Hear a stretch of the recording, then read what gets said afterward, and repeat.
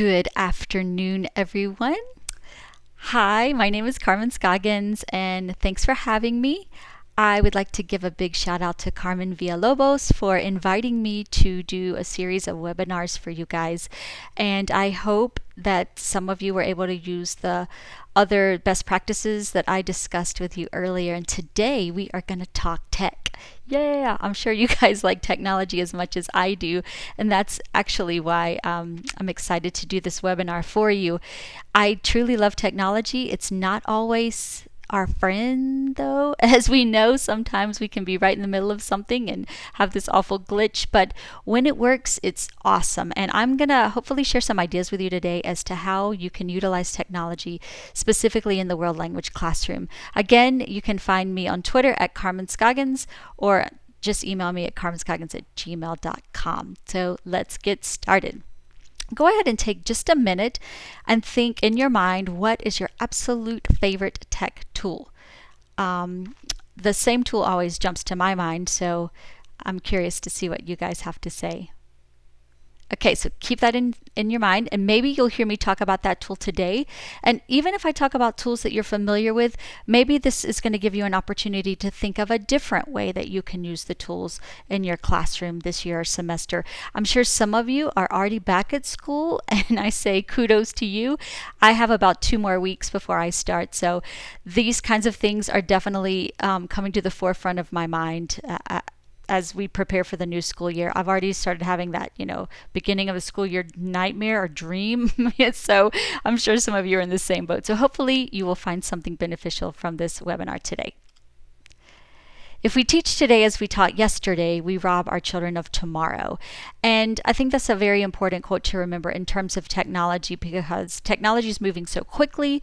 Some of you probably have these awesome textbook series, but there are so many other things that we can use that we have at our disposal. So hopefully, again, some of these tech tools will fall right into that spot. Our goals for our time together today: I can use a technology tool that supports my learning target. Yay. Always think up with your learning target in mind, of course, before you choose a tool. We'll talk about that later on. I can use technology to leverage the modes of communication, and I can use technology to aid in student learning, which of course is why we're here in the first place. So Carmen Villalobos asked me to talk to you guys a little bit about Canvas, and I'm going to go ahead and tell you up front that I am certainly no Canvas expert. In Watauga County, which is where I teach, I forgot to mention that in case you didn't see the other webinars, I am a Spanish teacher at Watauga High School, and I teach Spanish all day, usually levels 1 and 3, and in the afternoons I go to Appalachian State University where I teach the methods class, so I kind of get to do it all, which I love. But I guess in Watauga County we've maybe been using Canvas for the last 4 years or so, and so I definitely have probably only scratched the surface with what Canvas can do, but at the same time I will at least share with you how I'm using it, and maybe it'll get you started, and I'm sure your district's going to give you some professional development. So just keep in mind that what I'm going to do or share with you today is very skeletal and is very bare bones. Okay, but a couple of benefits that I find that Canvas is useful for is it helps me stay organized. Once you have like your classes designed and built with the different tasks or activities that you're going to have your students do, you can pull them in from year to year or semester to semester, and I find that very useful. Not that we do things the same way each semester or each year, but it's nice to know that we have those resources there without having to start over from scratch. Grading and feedback is a little bit easier, and I will try to remember to talk about that in a minute. And then students can track progress, and then you're going to get some very important data that you need for your school or for your administration. So we're going to go ahead and I'm just going to come out of the presentation and look at Canvas. And so I am showing you my dashboard right now. My school is awesome. They give us professional development on lots of things, and it's always set up as a Canvas class. Notice too that my department is very small. There are only 5 of us. We only offer 2 languages at my school, French and Spanish. And we have created a world language shell class. So that way we can share resources within that shell class without having to put them over to the Commons and import them in. We just have a running list of resources that we have together. And I'm sure your instructional technology specialist can build a shell class for you. Now, because I haven't started the school year yet, I don't have any current classes to show you. So I'm going to go back out to my former classes, and I'm just going to grab one and talk you through some things.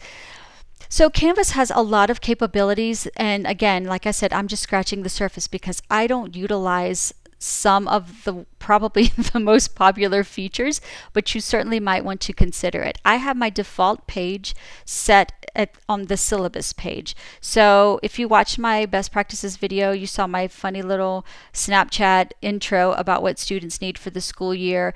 I have the levels of the proficiency scales here for students to access, and then this is my syllabus. So it's done in a kind of a fun way. These are 2 other videos at some point. You can ask me and I can share these with you that our department created about the World Readiness Standards and about the proficiency levels. But you can just see how simple this is, and this is just the syllabus that I use. And all this comes up when my students open their Canvas page. Right now I'm in the teacher view, but I could also be in the student view, so you can kind of get an idea of what it's going to look like for them. Now, a lot of teachers use the announcements feature. Why wouldn't you? Because it's a brilliant way to get news to students. Students have the option of having Canvas as an app on their phone, which I think is very beneficial to them, especially at the middle and high school levels. Most kids have cell phones now. So if any announcement comes in, they're going to get that on their phone. I found that my high school students don't often check their email. All of our students have school Gmails. But I think that's probably the lamest kind of communication for them, that they're just like, I just never check my Gmail. And so this is another way to reach kids, and even parents can see these announcements. I'm just going to go down the list. That's probably the easiest thing to do. So notice something I will go ahead and warn you about. When students get into their assignments, they can see it show by date or show by type. I don't ever want to have my students to show by date, because I group our tasks in units, the units that we have. And so that way it's whatever unit we're doing is usually what I put on top. And then you can just see there's a different variety of activities that they can click on. You can go to the activity, it'll tell them what to do. And here's the brilliant thing: when you're ready to grade these, if any of you have used Google Classroom, this is very similar, how it just stacks all of the same assignment together. So when you can use the speed grader feature, and then you can just look at what the students submit, and then you can grade them. You can give them the grade here. Another feature that, since this grading period is closed, it's not giving me all the opportunities, but if my students have written some kind of text, I can just go in and highlight and annotate like where they have problems, where their grammatical mistakes are, or whatever I'm looking for. I can also, and this normally would show up, but again, because it's summer, it's not showing up, I can also leave spoken feedback. So I could either do that in the target language or in English, depending on the level of student you have. And sometimes that's just faster than having to physically handwrite everything. And I think it's cool for your students to hear your voice and you affirming them or giving them suggestions as to how they can improve. So when I'm ready, I can go on and just get to the next student and the next student. Ooh, and she didn't have the assignment. But it's a pretty fast and easy way to grade. And then you just click off of it and go back to assignments, and you get all your same assignments again. Now, I will tell you that I am planning to try some other features in Canvas this year, especially with my level 3 students. The discussions page, again, you can tell I've not ever done it, but I think it's going to be very beneficial. It's sort of like a blog post or any kind of discussion thread. So if your students, if you pose some kind of prompt or ask them a question, then they can leave their responses here. You can set it up by groups so that specific groups in your class are working on one prompt, maybe another group is working on another prompt, and then you can have the group share what they comment, how they commented. There's just tons of possibilities, and again, this is a feature that I'm planning to use to get my students to communicate more in the target language. So you can sync the gradebook and Canvas to Power Schools, but you can see I don't do that. It's just easier for me to keep a separate gradebook, but I do know that some teachers actually do sync everything together. The people just tell you, who's in the class and whatever. Files are just where you're going to go to upload the different things that you need to do. I do a lot with SpongeBob for our warm-ups, our bell ringers, and so that's mostly images of SpongeBob. Again, here's my syllabus page. Yay. Okay, another thing that I'm going to mention is quizzes. And I don't officially have a quiz category in my grade book, so I typically don't use, as you can see, Canvas, the quiz feature, but that is something I'm planning to change this year as well, and I'll tell you about that in just a second. But it's pretty easy. This is like any other formative assessment. One of the reasons I don't use formal quizzes like this is because I just use formative assessment tools, which we'll talk about in a minute, as not necessarily quizzes, but just to get the formative data that I need, which is what I think a quiz should be about anyway. So I haven't set any of these up, but they're pretty easy to do. They're very user-friendly. And then once you have that quiz built, you can share that with different classes if you have multiple sections of the same class. Okay, so I'm going to go out of this class and I'm going to go into a different one to show you the modules feature. Again, as I told you, I am no expert on this, but the modules feature is something I certainly want to tackle this year. And I've done a little bit with it. I do some beginning of the semester stations with students, and I also do some choice boards with them, and they're set up in here as modules. But the cool thing about modules, actually the quiz feature, the modules feature, and something called mastery paths, all that is on my bucket list for this year that I am definitely going to try out. Because here's the cool thing about how this is going to work. You can layer the actual way that you want your students to travel through the modules. So perhaps you need them to work on this one skill first. You are able to say, you've got to do this before you can do this, before you can do this, etc., etc. And that's pretty fancy. And I never taken a formal class about how to set that up, but there are lots of group discussions about it, and again, your IT people can help you with that. But that is something that I'm going to work towards. And another thing that I mentioned is called mastery paths. You design these different activities for students, usually in the form of a quiz. And once you've built the quiz, if your students get, let's say, 7 or 8 out of 10, then it's going to push them to this mastery path. And that's where that module will live, so that you can, again, say, I need you to do this and this and this in this order. If they get like a 5 through 7 on that quiz, it's going to give them a different mastery path, because obviously those kids need a little bit of extra support, a little bit more scaffolding, and so forth and so on. So keep that term in mind, modules and mastery paths. Again, this is a little bit more work for you up front, because you have to build what will happen if students get an 8, 9, or 10. Which path will they go into, and what will that path look like? Same thing with the lower levels. If they don't score as high, what is that going to look like? But once you front load all that, then literally it's up to them, and the learning is sort of on their terms, and they can take it step by step. They can move fast, they can move slowly, just at their own speed, and you can be monitoring the whole time. So keep those words in mind. Mastery paths and modules. That's going to be huge. You definitely want to find out more information. I've never used the conference feature. Collaborations, again. Attendance, I don't take attendance through Canvas.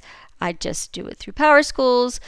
Another great thing, if you are living in the Google world, which probably a lot of you have access to, or your students have access to Chromebooks, that their Google Drive will sync with Canvas. And so if they build like a Google slide presentation or a Google drawing or a Google Doc in Google, of course, it's easy to upload to Canvas when it's time for them to submit. Okay, so those are the main things that the ways. There's also a calendar. Again, all these are features that I'm sure lots of teachers use. I just don't necessarily do that. But one of the other cool things that I'm planning to do also is I can create different groups within Canvas, and so my level 3 students work in teams, and so I'm planning to have their team as part of the Canvas feature so that work that they submit as a team is put there. And I've got to learn a little bit more about that, but I'm pretty excited to figure all that out. Okay, also, this is super cool. There is a Commons button, and teachers all across everywhere, the state at least, have shared different things for other teachers to borrow. So before you even start building your own assignments, and of course you probably have your assignments built somewhere, and again they're easy to upload, but all you need to do is just go search, maybe, I don't know, let's see, La Familia, and just see what pops up. So there's a unit quiz, or there's a module, okay? And again, these are specific, but these kinds of things, again, this was found in the Commons area, might give you some ideas of how you could set things up. And this is a feature I don't use a lot either, but sometimes if I need to share something with a colleague, I'll just send it to the Commons, and then if they know the exact title of what I called it, they can import it into their own classes. And again, let me show you that really fast too. Okay, let me go back to a course. Let's say, all right, I'm going to grab, let's say I want to import something into this class. This is the best feature ever. I just go to Settings, and then, ooh, it's not saying, I guess I can't import anything because the class is already over. But normally there's an import course content, so I would be actually able to pull in stuff from other classes that I've already created. So that's pretty easy. And again, sorry that I'm no expert on Canvas, but you can see already like the possibilities that it's going to have for you if you're just getting started with it. And if you're like me and have been using it a few years, it's the kind of thing sometimes like you use a whiteboard just as a screen instead of really delving into all the features that whiteboard has. That's sort of how I've been using Canvas. I've just used Canvas as a place for students to upload work, when in fact now I'm going to get down and dirty with some of the really cool features like the modules and the mastery paths and the discussions feature, so that I can utilize Canvas as it's meant to be utilized. So I wish you lots of luck with Canvas, and again, my suggestion to you is to attend any professional development you can that your district offers specifically on Canvas. And also, one more time, there is a giant help community. So if you go, you can ask your instructor. I'm not sure exactly what that, but search the Canvas guides is what I do when I have a question sometimes. You can see there's all kinds of things, and you just type in what you're looking for, and it will take you to some kind of discussion or video that you can watch. And so as I delve into these new things that I want to try out, this is probably how I'm going to learn. I like to learn on my own.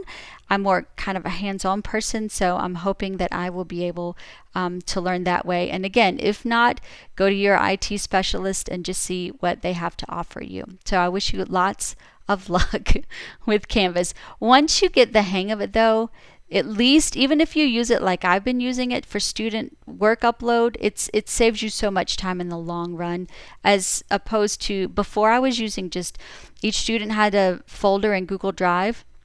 And every time I wanted to access their work, I was having to open each student's folder.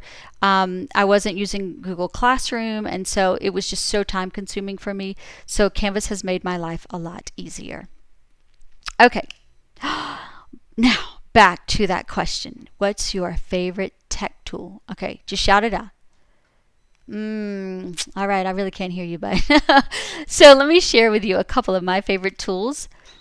And first of all, you know, I always tell when I do all these presentations about technology, don't use technology for technology's sake.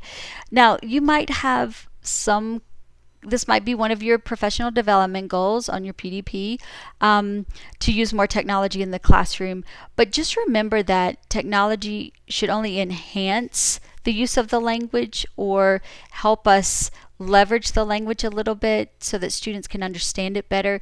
So don't just say, "Ooh, I've got all these tech goals I have to meet."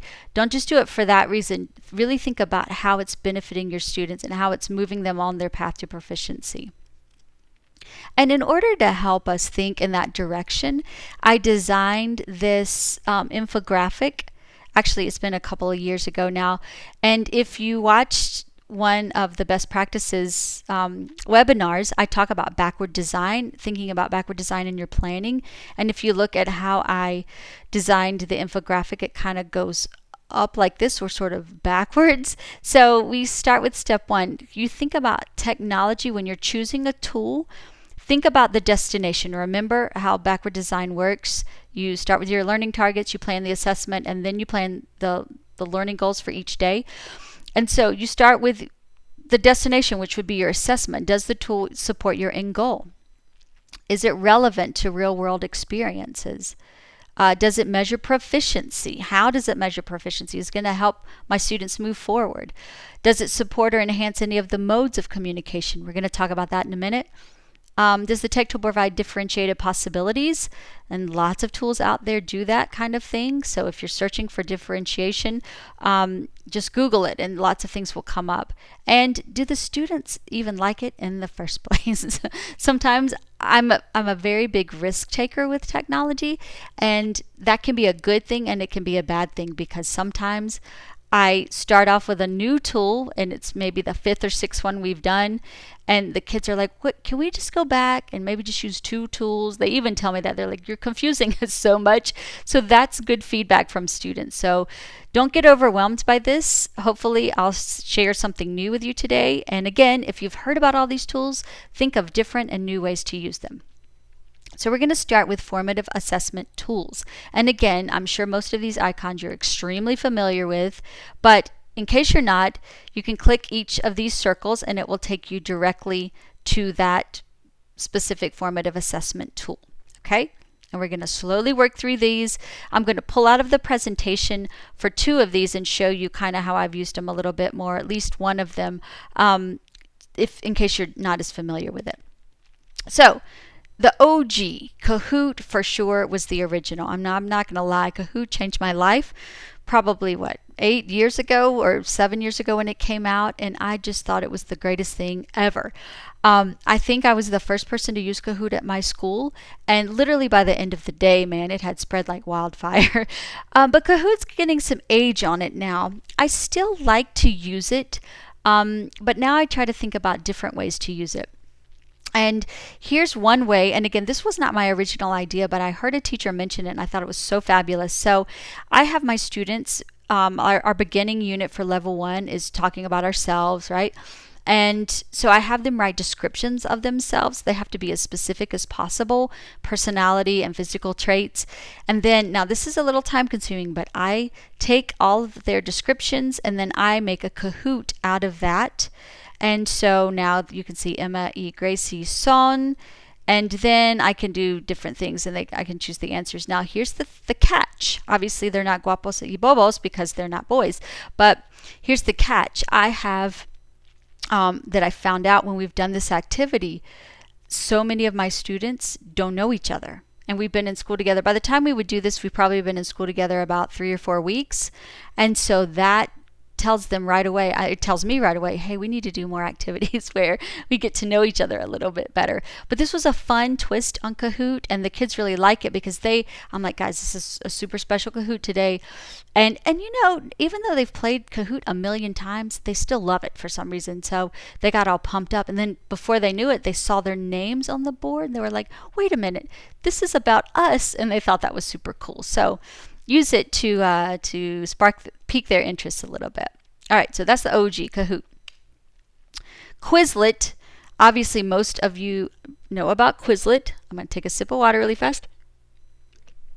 And Quizlet, you can build, vocab sets and all these kinds of things. And if you have the paid feature, you can record your own voice instead of it being that computer-generated voice. And I've used that. I do pay for Quizlet.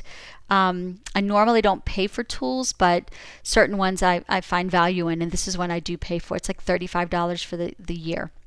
Now, I say Quizlet is lit because, of course, the best The best feature of Quizlet is Quizlet Live, and my students absolutely love to play. You can see these are level 3 kids, and they just get so excited to play Quizlet Live. And I use Quizlet Live to, actually, I wasn't planning to show this with you, but I will go ahead and share it with you because we're here together, might as well. So I might use Quizlet Live sometimes. You can see I have lots of different things, maybe to ask them to start a game. You can see here's the Quizlet Live feature, but I might do it to introduce a new unit. So here's some trivia about Mexico. So not only are the kids having to choose the right answer, but they're also having to Google perhaps the right answer because they might not know what the correct answer is. Wow. So that's a different spin on it. Sometimes I use it to introduce new vocabulary, like we maybe talk about the environment, or we watch El Laberinto del Fauno. And so there are lots of higher level things rather than it just being Spanish English translations. Okay, just so you know that that's kind of what I do with it. But again, I mentioned that I have my level 3s work in teams, and another reason I pay for Quizlet is it will allow you to assign the teams when they play Quizlet Live, and that way my kids can work with their own teammates as we play. So then it becomes even more of a competition for the team. So that's really fun. So if you haven't tried Quizlet Live, try it because it's lit, I'm telling you. Quizzes.com is another one of my favorites. Mostly it's very students can kind of work at their own pace. They work off their own screen, so that it's not like Kahoot where everyone has to face the front screen. They can just do it on their phone or their computer. But the best feature for me is I get to make my own memes, because whether they get the question right or wrong, a meme's going to pop up. Now, you don't have to create your own memes because they will just give them default memes. But of course, I like to do that. And so here are a couple of my examples. This one, the question would have been right, of course, and this one not so right. So the kids, again, it takes them a few minutes the first time they use my memes to realize that, oh, that's Miss Scoggins. And then they think it's even funnier. So they're getting the learning. And sometimes I find with quizzes, for some reason, when we get to the end and the kids can see how they did, another awesome feature about quizzes is it will let you see the questions at the end. Kahoot doesn't do that. It'll let you see the questions at the end and see the ones that you got right and that you didn't get right. And it also tells me these were the ones that were most missed, and all that's very, very helpful. But the kids always want to immediately play it one more time to see if they can improve their score. Now, do we always take the time to do that? No. But sometimes I think, again, that's okay, because not only do the kids, well, they want to see if they can improve, but any of that just repetition, they're going to be internalizing the language a little bit more. Remember that these are formative assessment tools. So I'm just going to say this, and hopefully it won't offend anyone. I never give my students a multiple choice anything, ever, ever, ever, unless it's a formative assessment tool. So not on any final exam or any summative test for a unit. You're never going to get a multiple choice question from me, because if we're doing it formatively, then by the time they get to the summative assessment or the final exam, they should be able to transfer that knowledge into more communicative ways. Choosing A, B, C, or D is not communicative, just saying. So this is how I use formative assessment tools. Speaking of, formative is originally Go Formative, if you were familiar with that. And again, I wasn't going to do this, but I might as well. Go Formative allows you, again, it's been around a long time, so you're probably somewhat familiar with this too. It allows you, if I want to make a new one, for example, look at all these different, I can do an assignment, a benchmark, classwork, exit slip, homework, playlist. Wow, they've upgraded some of these. I mean, there's a ton of things that my kids can do. Now, one of the things that I have them do that I love Formative for is, I'll show you. No, not this one. Hang on, I'm sorry.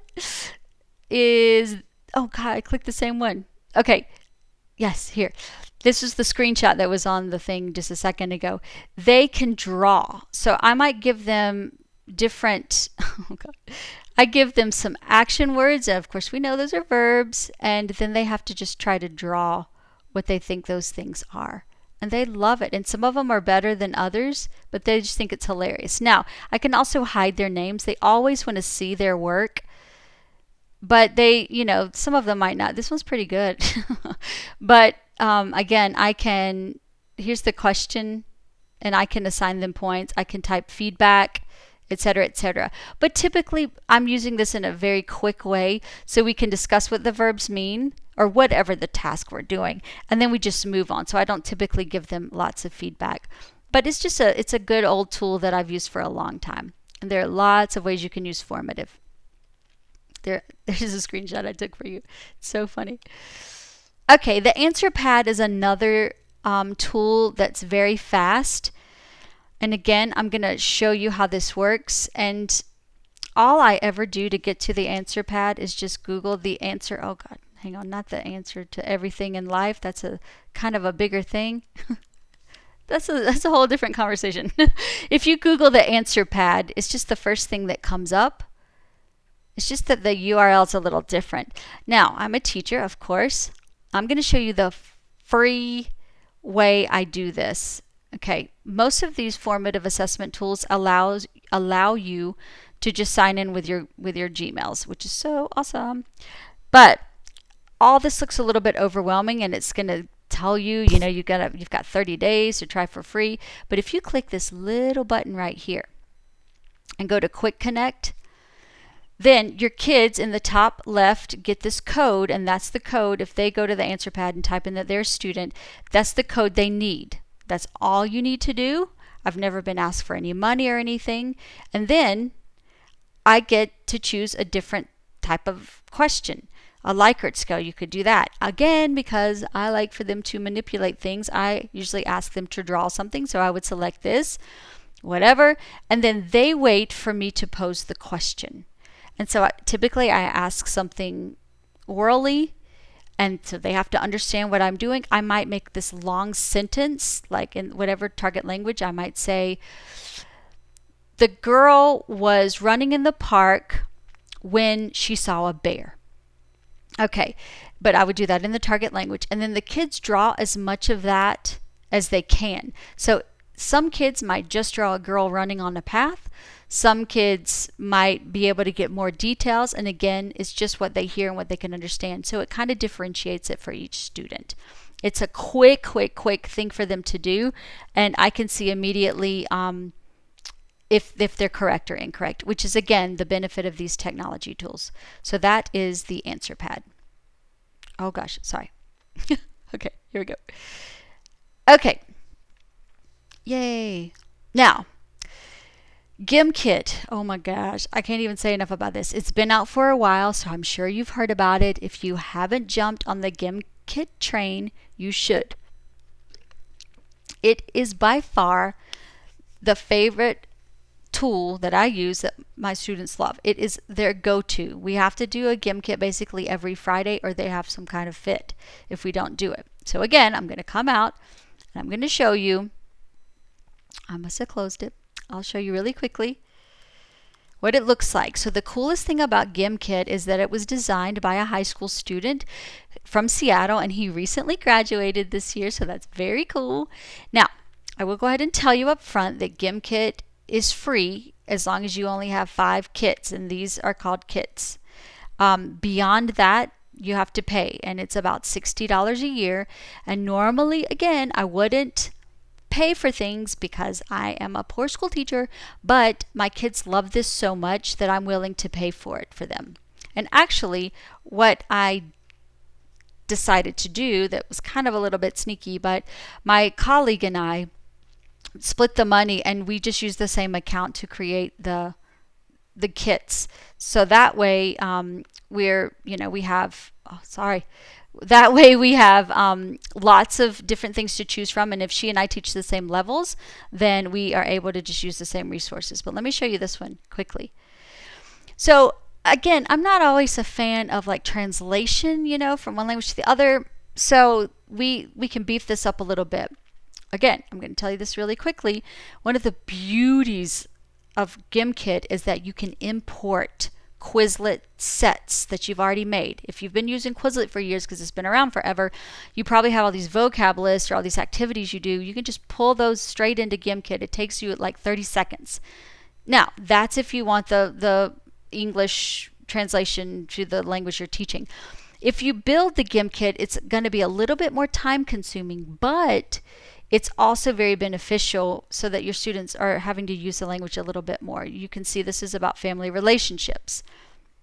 And you just build it, you play it. Now, obviously we're not going to have time to play, but the coolest thing about this is actually so hard for me to explain to you unless you just see it in action. But I typically play classic mode, so students are competing individually. I usually up the time to 12 minutes. I don't know, that's just our default time. Now, students, I do it by time, but you can race against each other, and you could do all in, which means all the money they earn is going to be compiled at the end. Okay, the coolest thing about this is that when kids are answering questions, not only are they getting the language practice that they need, but also there's a lot more stimulation going on. For example, after they have so much money, they can buy things. They can buy these things called power-ups. And they can double their money, they can quadruple their money, they can even freeze another person's screen. Let's say someone is just really getting on it and making all this money, and all of a sudden they're going to be iced, which means that some kid has paid to have that kid's screen frozen just for a minute to see if he can or she can catch up. It is so much fun, and the kids love it so much. And I will tell you this, my kids that aren't always engaged, okay, have found their niche with Gimkit. There's sort of an algorithm to the power-ups and the multiplying of the money and all that stuff, and your kids that are really into that kind of thing, like you've got those kids that can solve a Rubik's Cube in like 10 seconds. Those are the kind of kids that are going to eat this up, okay? And so not only do they get the practice with the language I'm teaching them, Spanish, but they also get to try to figure out the best way for them to score the most points. So there's some kind of level of higher order thinking there too, because they're using math, they're having to think about what's going to get them the most money the fastest.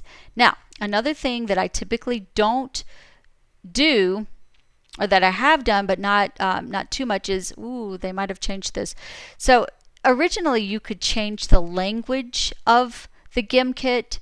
I think French and Spanish are supported, and so that way when the kids are playing, they can play with euros instead of dollars. However, usually I do this with my lower level students, so I don't want the language of the game to confuse them, and that's not my point. So we just play in English, but all the questions, of course, I've made for them are in Spanish. So again, it's hard to explain because it's so different from many of the other formative assessment tools, but I will promise you that kids will go nuts and they will love it. So even if you don't want to pay the $60 and you just want to try the free version, you can build up to 5 kits. So maybe if you're teaching like a second or third level, maybe you do one for the beginning of the semester where you do a big review of the previous level and just see what kids remember. And again, they can play on their cell phones or on a device, and it goes really fast, and they are going to beg you to play over and over again. It is awesome. And now my next door colleague and I, who share the account, we actually have our classes compete too to see who can get the most money, and it's just super fun. And Gimkit is constantly evolving. Like they have like a team of people working for them now. This kid was very visionary, and like during Halloween the music changes, which is really fun. They did a thing, they did a Thanos mode. They do all kinds of different modes that you can play where you like a get rich quick thing where you can even get more money, or all kinds of different modes. They're constantly trying out new things, and so it's really fun because as soon as a new mode opens up, I'm like, we're doing it even if it's with an old kit that I've created, because they just want to try it out. And again, sneaky me, it's helping them reinforce the language. So again, that I'll go back to this slide because those are all the tools, the formative assessment tools I wanted to mention. But of the tools, I guess my favorite right now probably is Gimmick, just because it is so much fun and it's so different. And you might have played it, but just keep going because the kids really love it, and you know they do. So I hope some of those are useful for you.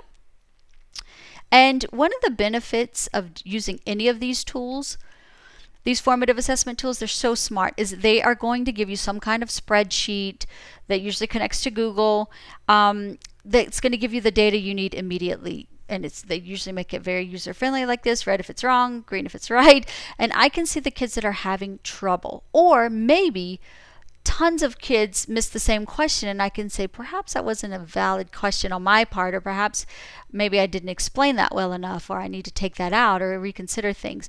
But I'm going to get the data that I need. Kids are going to know, in most of these, they're going to know right away if they got it right or wrong, so that they can think about things they need to work on. Again, think about making learning very in the forefront of their minds, and these are the kinds of visual things that might help. I would never show this kind of screen, the data screen, to students, but they have just played the game, or they can scroll down and see what they missed, or et cetera, and so they know what they need to work on without me having to sit with them. However, I mentioned in the best practices webinar that I often conference with students, and it might be at a conference where I bring up some of the formative assessment activities that we've done during the week and say, it seems like you're struggling with these learning targets. And then I can address how to help the student, or maybe that I can assign them these games to play on their own, because you can do them outside of class as well. You can assign them for homework very often, which is another neat feature. So hopefully you'll find one of those formative assessment tools useful. Okay, now we're going to switch gears a little bit and talk tech tools by mode of communication. You know, the three modes are interpersonal, interpretive, and presentational. And again, I just chose, in the essence of time, I just chose one tool for each mode, but I picked some of my favorites. Now, to be fair, we'll start with interpersonal. Okay. Because interpersonal is what it is, it's speaking and writing, there aren't a ton of technology tools that I use, because I actually want my kids to talk face to face. That's the tool, their own mouth. It's not about them using a fancy tool to help them get their message communicated. I'm happy if they could just talk to one another, right? Now, you can be creative and have them use their cell phones. They could physically call one another. They could message one another, okay?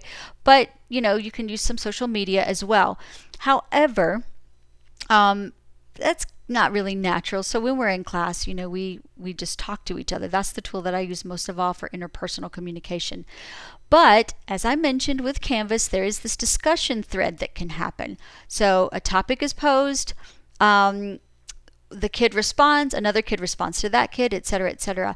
So that's interpersonal writing, and I'm going to be trying that a lot more with my upper level students this semester to see how it works. And you know, that way we can talk about being responsible with your words and thinking about others as you make comments and things. But it'll be something specific that they have to comment on, that they can talk about, and that way people can respond back and forth to one another. So it's not direct interpersonal communication of sorts, but it kind of is, because they're still getting that negotiation of meaning, and they're still having to go back and forth with some type of conversation. So I'm suggesting for interpersonal communication that you try out the discussion board on Canvas. Awesome. Okay, by far, you know that question I asked you, what's your favorite technology tool? What jumps to mind? EdPuzzle is always going to be the tool that jumps to my mind for interpretive communication. Now, EdPuzzle's been around for a long time. There have been several other tools very similar to it. You might use one that, you know, I don't even know about. But EdPuzzle, and again, I'm going to come out so you can see it. EdPuzzle allows you to search content already on EdPuzzle, YouTube, Khan Academy, TED Talks, all these things.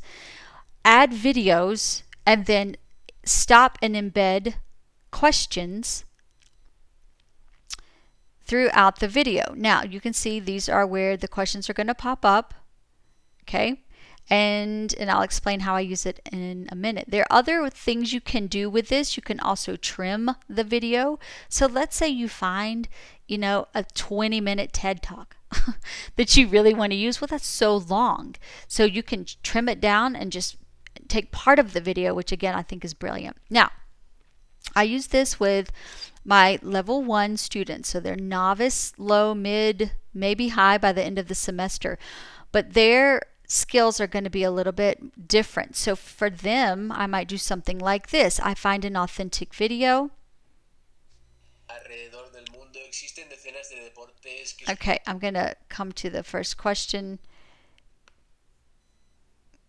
And now, so as soon as the video plays, then you'll see the question pop up.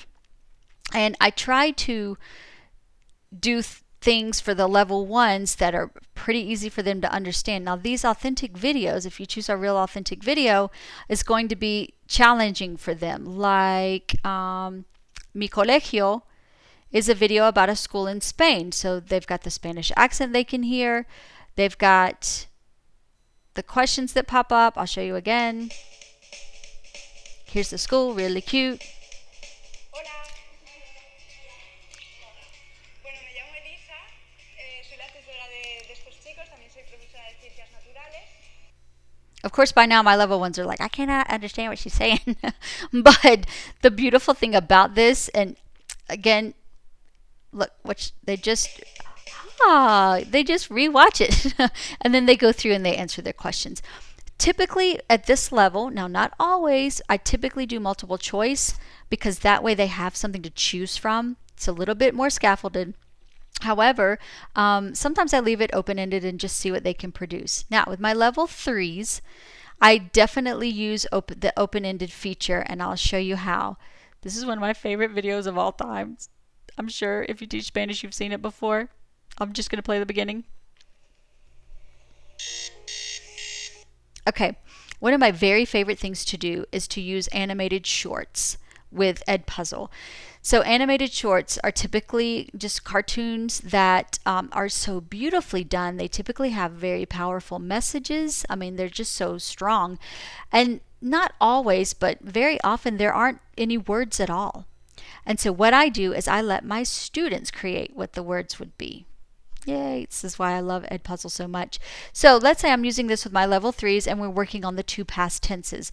So right here, they would have to decide, are they going to use the preterite or imperfect to write a sentence about what they're seeing? Now, because it has to do with time, they're probably going to use the imperfect, but whatever they produce, whatever they can say, if it's correct, I'm going to give them credit for it. Now, I will say that if you choose multiple choice, then the EdPuzzle will kind of grade itself, which is awesome because you will choose what the correct answer is, and that way they'll know immediately. If you do these open-ended formats, then you have to go through and give them credit or not. But it's still worth it because you're able to see what each kid can say on his or her own terms. So it becomes very differentiated. And again, I've been using this for a while. But if you just go to YouTube and search animated shorts, you can find anything. Also, I mean, gosh, this is a little bit embarrassing, but I do have a YouTube channel. It's just Carmen Scoggins, and I have like a bank of animated shorts already saved, so you might want to borrow some of those. Here's another one that I found that I just use in an open-ended kind of way. So again, that's probably why I love EdPuzzle so much. It's because it really puts the learning on the students' terms, and they're able to produce what they can without, again, it being just these multiple choice questions all the time. I find it very valuable. Yay. Presentational communication, there are, again, tons and tons of resources out there. My favorite, probably and the easiest go-to that I've used lately is Adobe Spark. And Adobe is actually brilliant. You can make posters, infographics, magazine covers, lots of different things with Adobe Spark. But because I want my students to speak as much as possible, so this covers presentational speaking and writing. Then the students build these beautiful videos. This is one about our school.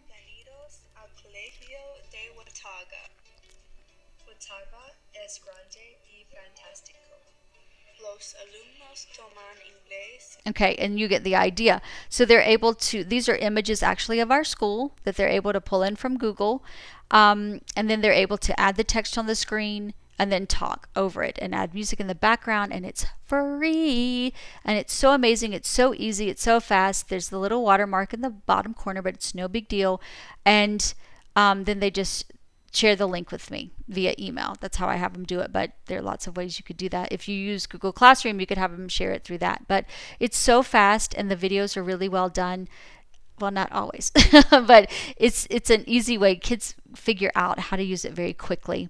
So it's one of my favorite go-to tools for presentational communication. Again, remember that presentational communication is written or spoken, and it's practiced and rehearsed. So typically what I do is the kids give me their scripts of the videos about our school. We create promotional school videos. And then I look them over. I don't, because this is part of their final assessment, I do not correct all their mistakes, but I say, you might want to go back and look at this and this and this. And very often they're able to self-correct, and then they produce these really nice videos. And we can share them with others about how awesome our school is. So that is Adobe Spark. All right, guys, hang in there. We're almost done. Yeah, okay, just checking our time. Okay, dun, dun, dun. So, again, this is a tool you're probably well aware of. You've probably heard it for the last couple of years, but Flipgrid targets every single mode of communication, and it does it beautifully. And I was certainly late to jump on the Flipgrid bandwagon. And one reason was because all the features I really wanted to use, you had to pay for. Well, then, lo and behold, Microsoft decided to partner with them, and Flipgrid became free. And actually, I had decided, I say I never pay for anything, but this is one I decided to pay for. Actually, I got my school to pay for it for me. But we submitted the amount of money, I can't even remember what it is. We got it for our whole department. So it was like $200 for a whole department. And because Microsoft, and we used it for like a month, well, then Microsoft partnered with Flipgrid, they sent us a refund check back. So, I mean, this is legit, and they are awesome. So, if you haven't used Flipgrid, oh my gosh, you have to use Flipgrid. It's going to change your life. You make these things called grids. Everything is free again now. Everything is free. And I actually just watched about a 20-minute segment, kind of like I'm doing for you, just on Flipgrid about how teachers in other disciplines are using it. I learned so many ideas from them that I don't even have time to share with you right now, but just Google it because it is amazing what teachers are doing with Flipgrid. For example, they mentioned doing your subplans via Flipgrid. That way you can leave verbal directions to your students if you have to be out for any length of time or whatever. Scavenger hunts, all these awesome ideas. Now I'm going to show you how I've been using it. And again, this is a way I'm going to step it up this year because once kids know how to use Flipgrid, it's really easy. Again, you can use your cell phone or you can use any device you have to do the video, because it's basically a video response that they're going to give. So let me go here and give you an example. This was from the fall. And so like here, my students had to watch this video of me that I uploaded. That's another brilliant thing. You can upload different resources that they need, like a video or audio link or YouTube video or whatever, and then ask them some kind of question. You post some kind of question, and then they respond. Okay, and they just respond. Nosotros recomendamos que tú trabajes menos. Okay, so they are going to respond. And again, I can give them, excuse me, let me just go back. Okay, I can give them feedback and et cetera, et cetera, et cetera. I can give them video feedback. So that way, again, sometimes it's faster for me. I want them to hear my voice. I can give them comments, et cetera, et cetera. Now, here's another beautiful thing. I can edit the rubric that I want to use. So let's say you're using like a 4, 3, 2, 1 proficiency level rubric. I can edit that and just give them a 4 if it meets that criteria. And then they're going to watch this and say, wow, this is something I need to work on, or we got a 4 out of 4. That's pretty good. And so again, I mean, just the possibilities are endless. Now, here's another way, and the reason I started paying for Flipgrid, but again, it's free now, but here's the reason. All right, so I'd mentioned that my level 3s work in teams, and so we were talking about Spain, and we were, of course, working with the 2 past tenses, and so I'll just use those same girls again. They had to... Nosotros viajamos a Madrid por una semana. Nos quedamos en un hotel se llamaba Okay, so they had to plan, or they planned an imaginary trip that they took to Madrid. Okay, using this awesome, authentic resource that I found on Madrid. So they planned their trip, and now this is presentational writing and speaking, so they're, practicing reading, whatever. Okay, but then other groups Hola. had to, Hiciste en el parque? other groups, teams had to go, you were supposed to watch a certain number of videos, and they had to ask why, or ask follow-up questions. So now this presentational speaking becomes interpretive listening for the groups that have to ask follow-up questions. And also it's somewhat interpersonal, because then this group, and we didn't take the time to do this, but could have gone back to this person's response Hola. and replied back to that person. So then you've got this strand of replies, and that's what makes it somewhat interpersonal. But again, guys, I'm not going to lie to you. Flipgrid does put the students' faces out there for everyone to see, but there are different ways you can use Flipgrid. You can hide certain things. If the kid doesn't want their face up, then they just put the camera facing the wall. But you can also have the camera facing on something else, like maybe you're having them create some kind of story or put together some kind of puzzle or something, and then the other kids can just talk about it. But there are lots of possibilities. Again, I love the subplan idea. I can upload all the resources that the kids are going to need in that grid for the day, and then I can shoot a video of myself and say, be good, do these things, do it in this order or whatever, and that now they have something to go back to. And then if they respond to me, I can see who's doing the work and who's not doing the work. But not all of my kids, I'm going to be honest with you, like it when I say, okay, it's Flipgrid. They're like, oh, one of the reasons is because I make them speak a lot and they get nervous. But sometimes when I ask them to do, like at the end of the semester, a survey about the class, very often they say that Flipgrid was their favorite thing because it pushed them to use the language, and of course that's really what they want to be doing in the first place. So if you haven't tried Flipgrid, you have to. But guys, there are all these teacher groups too that do PD via Flipgrid. I mean, we could even, and I had this idea, we could even have our own Flipgrid with those of you watching the webinar and talk about some of the things we got out of it. I have one for our department at school, and sometimes I'll just post topics when, let's say, it snows a lot up here and we're not in school, then we can just have discussions via Flipgrid. But you can do the same thing. You can do professional development via Flipgrid, collaboration. Your students can work together, or they can work individually, and you've got lots and lots of different options. Again, I can hide things. Another thing that's so brilliant, if you grew up in the 80s like I did, then you know what a mixtape is. But now, one of the things I'm going to try this year is using Flipgrid as sort of a portfolio, a student portfolio. And then students can create a mixtape, quote, mixtape of their favorite grids that they did and tell me why and how they think they've improved throughout the semester. And that will be in the form of their mixtape at the end of the semester. So I am just pretty pumped. Again, as much technology as I use, I'm constantly learning something new to do with it and to try. And I think that's what makes us good teachers, is to just try to keep learning. And that's also good modeling for our students.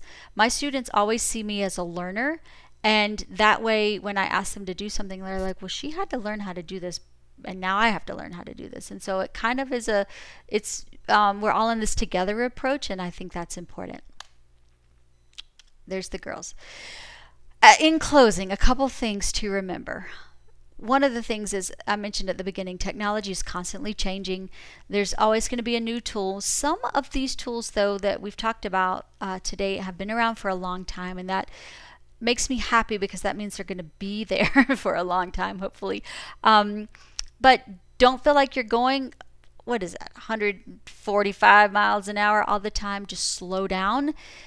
Choose one or two of these tools that you want to focus on. I can tell you my goals are going to be to explore more in Canvas this year. As I mentioned, the discussion board, the modules, and the mastery paths. and also to reinvent how I use Flipgrid to create student portfolios at the end of the semester. So those would be two of my own technology goals. So stop and think about what some of your goals would be. Don't worry about going too fast with it. This is a learning curve for you guys too, and just take it slowly and just work through it. And also remember that technology is amazing when it works like we want it to, but sometimes it doesn't. Or if I talk too quickly through some of this, or you're just a little bit confused, don't start saying bad words. Just email me at carmenscoggins@gmail.com and I will be happy to help you any way I can. And once again, I am grateful to Carmen Villalobos for this amazing opportunity.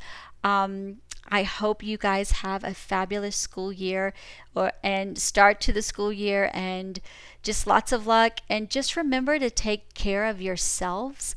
I think as teachers, we don't often do that. And, we're just people too, and we give a lot of energy to to our students every single day. So remember, don't get frustrated, don't feel overwhelmed. Take it one day at a time and take care of yourselves.